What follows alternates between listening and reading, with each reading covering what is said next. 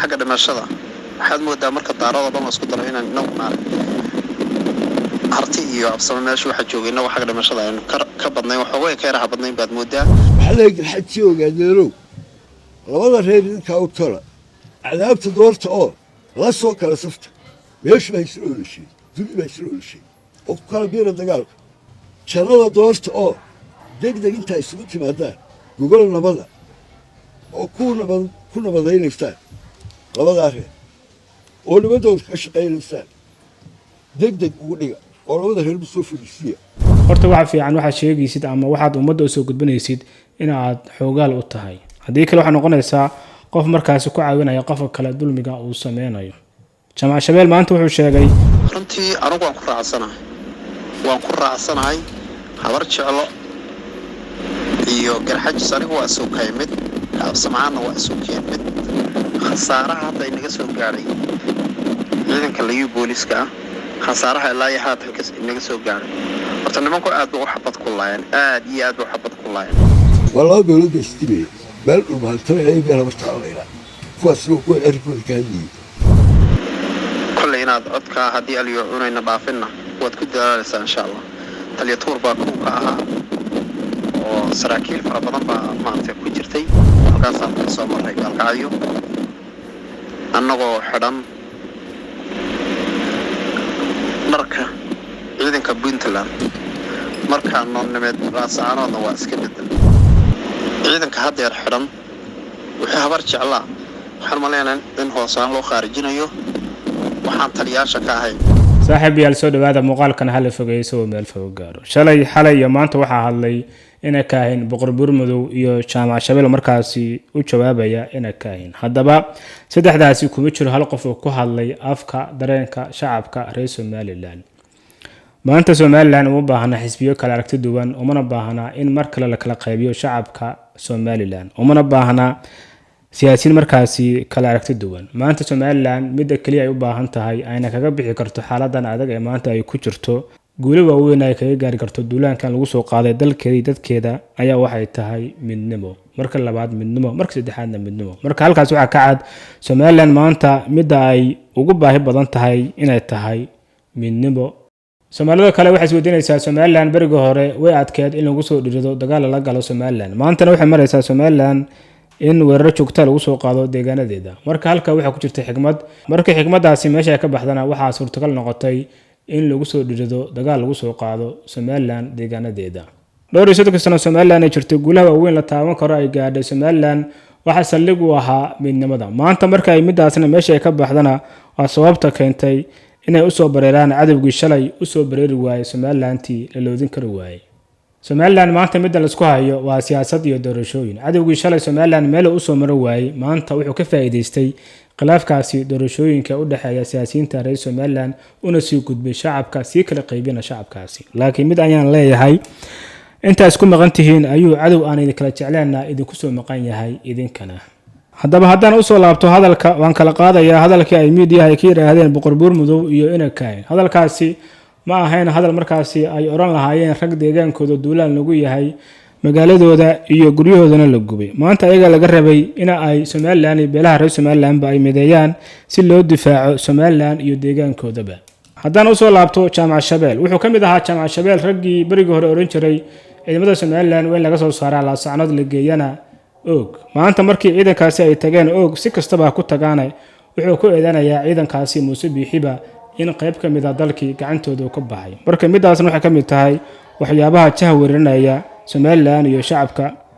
reer Somaliland maanta wuxuu sheegay Jamac Shabeel horta waxa fiican waxa sheegaysid ama waxaad ummadda u soo gudbinaysid in aad xoogaal u tahay hadii kale waxa noqonaysaa qof markaas ku caawinaya qofka kale dulmiga uu sameeyo Jamac Shabeel maanta wuxuu sheegay dagaaladaas ka socda barigaas gobolka Sool iyo qayb kamid ah togdheer inaysan dagaalkaasi qayb ka ahayn beesha ogaadeen midaasna waa munaafaqad iyo hoosaasin loo hoosaasinaya dadka shacabka xoolo dhaqatada ah adawga ku soo duulay ama duulaan ku ah deegaankooda dagaalkaasba deegaankaas ka socdaba Jamac Shabeel wuxuu ka dhigay mid u dhaxeeya habar jecel iyo dhulbaahantay midaasna waa hoosaasin kale waa mid lagu doonayo beelaha Somaliland iyo beesha reer Isxaaq mid loogu qaranayo xaqiiqda dhabta ee ka jira deegaankaasi waxa ku dagaalamaya waa habar jecel iyo beelo markaasi huwan ah oo isku soo habarwacday aldaaroodiya waana xaqiiqda dagaalka deegaankaasi ka socda kasoo gudubba waxaan kaloo hayaa caddeyn kale codkan hadda aad maqli doontaan waa sargaal ka mid ah saraakiisha hogaaminaysa ciidamadii markaasi ka yimid Soomaali deegaanka Itoobiya wuxuuna ka sheekeynayaa sida ay ku tageen laasacanood halka ay soo mareen iyo waxay kala kulmeen militariga Somaliland iyo ciidanka halkaasi uga dhintay codka la dhageysta haway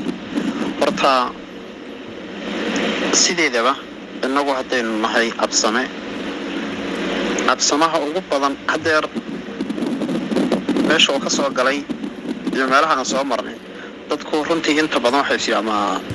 shakhsi waxay yiraahdaan qaybta buu hadla laga soo galay lagama soo gelin waa iska malacawaal ciidanku wuxuu ka soo galay waxaan soo marnay xaggana ka soo wareegnay oo dheer halkaasaan ka soo marnay galkacyo annagoo xidhan dharka ciidanka Puntland markaan noo nimid laasacanoodna waa iska bedel kow horta dagaalka gooja cadaan ku jirnay